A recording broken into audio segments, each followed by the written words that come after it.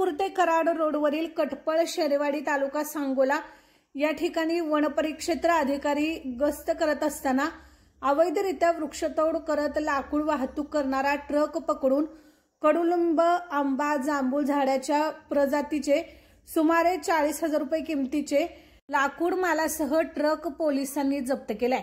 ही कारवाई 3 एप्रिल रोजी रात्री 10 वाजण्याच्या सुमारास करण्यात आली। याबाबत वनपरिक्षेत्र अधिकारी तुकाराम जाधवर यांनी 5 एप्रिल रोजी रात्री 9 वाजण्याच्या दरम्यान या घटनेची नोंद सांगोला पोलीस ठाण्यात केली।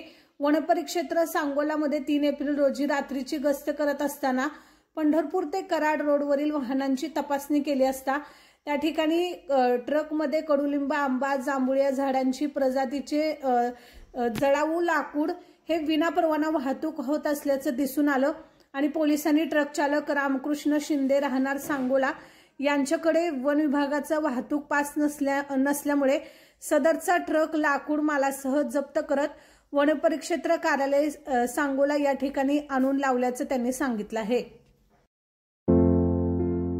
आमच्या लोक जनसेवा चॅनलला लाईक करा, शेअर करा, सबस्क्राइब करा।